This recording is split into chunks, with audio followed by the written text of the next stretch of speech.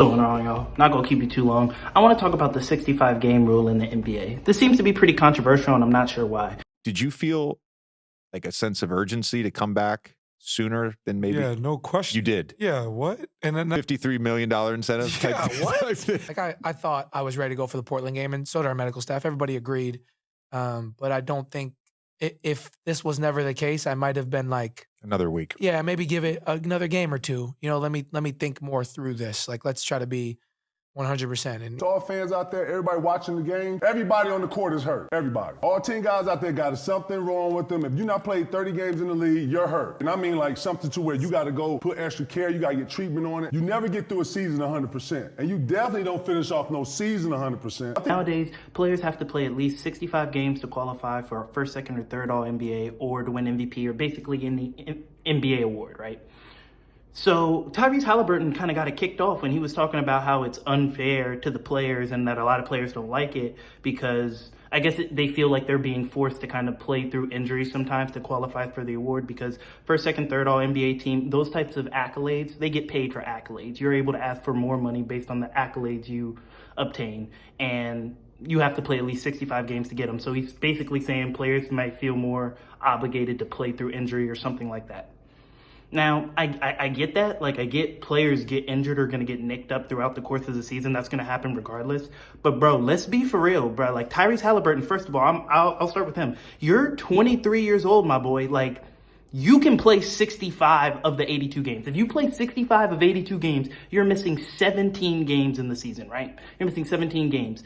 Tyrese Halliburton, I'm going to start just based off of your age, 23, you can play 65 games. Like, I don't want to hear you complaining about how hard it is to play that many games. That's ridiculous at your age, you're already a max player. I don't want to hear from Halliburton. Someone who this might apply to are all-time great players who are just older. Someone like Kevin Durant, someone like Steph Curry, LeBron. Players like that who are arguably playing first-team caliber, second-team caliber basketball, but may get nicked up just because they're older. Those type of players have a bigger gripe to be like, man, 65 games is a lot. But let's focus on the big issue at hand. I'll address the elephant in the room, Joel Embiid, right? He was clearly the front runner to win MVP. No question, was going to be the front runner to win MVP. Now he's out for presumably the rest of the season. It seems like he's out of the race. He's going to probably miss out on first team. He's definitely not winning the MVP now. That in the long term, that Joel Embiid is missing out on a decent amount of bread because he got hurt. So let's address it. Is that innately fair to Joel Embiid? No, it's not. But look at the opposite. If Joel Embiid doesn't play another game this season, right? He played about 50 games this season. Should the MVP of the league be able to play 50 games in a season out of 82 and still win the award? Ask yourself that. No. Bro, no, they shouldn't. Look at the players that some of us see as great, right? I'm going to just use two examples. These are two players I personally see as all-time great players, and maybe you agree. Jordan, right? Played all 82 games 9 times in his career. Kobe Bryant played 82 games 4 times and played 80 another 3 times. So about 7 times he played about all 82 games in his career, right? Those are two players I personally think are all-time great players. Maybe you feel the same, right? There's a reason that we look at them in another aura as well. It's because we watch them play through injuries and battle and still go out and perform great through little things that with their star power, they could have just chose to sit out with. That matters in the aura and the greatness of an all-time great NBA player. It just does, and you will notice that in other players. Now, LeBron, for example, he only played all 82 once. Does that take away from his greatness? No, it doesn't. It doesn't take away from his greatness. I'm just saying I think it does add greatness to certain players, that they're able to battle through that injury. There's like a pride in it that you can go out there and compete every single game of the season. And I feel like the younger, newer generation of the league just doesn't have that. And so they feel like, why do you feel like you're being forced to play in the games? Like, if you're hurt, you're hurt. But just because you feel a little sore here and there doesn't mean that you're so hurt you can't play in the game. It just means you don't feel like playing in the game. And I feel like the younger players need to understand that. Like, if you don't take pride in playing all the games, fine. But playing 65 games to be considered one of the top 15, because if you're making all NBA team, right, first, second, or third, there's 5 players per team. You're basically a top 15, more or less, player for that year.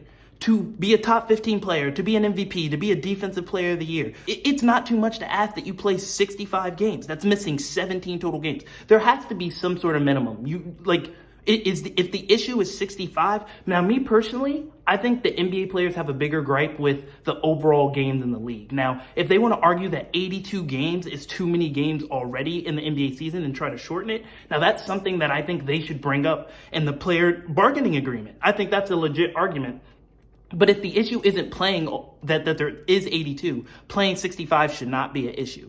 Missing 17 games, you shouldn't be able to miss more than 20 games in an NBA season and still win an award that says you were a top 15 player because you averaged 2 more points than someone who might have played 75 games. You know what I'm saying? You got to give the guy who played 78 games credit, because even though he had 2 less points or 2 less rebounds or 2 less assists than another player who played 55 games, you know what I'm saying? They had to average in 20 more games of performing at that level to get their averages, and you were able to just coast and sit 30 games and still win MVP. You know what I mean? And I'm not saying Joel Embiid per se is coasting by his injury. I'm just saying that's an unfortunate example of a rule that I do believe is effective. I think it's a good rule, and I think that it not forces, but it does make players have greater incentive to play certain regular season games that they may just choose to sit out in. The last thing I want to leave this off on is the whole concept of load management. I guess that started with like Kawhi because of his injuries, but I don't want to address it to Kawhi because he legitimately has almost what seemed like at a point degenerative knees. So I don't want to focus on Kawhi, but I'm just saying I guess he was the start of it. But right, load management. There is absolutely no evidence at all that suggests that load management leads to players being healthier. Do you know that? Like, players nowadays load manage and they play way less games and get injured way more often than like players from the early 2000s and 90s. Like, think about it. Jordan, right? For an example I gave, he played in the 80s and 90s where they was playing football, basketball. He was still playing all 82 games, you know, getting tackled by Bill Laimbeer and them. He was still playing all 82 games. Kobe in the 2000s, physical era, still physical era.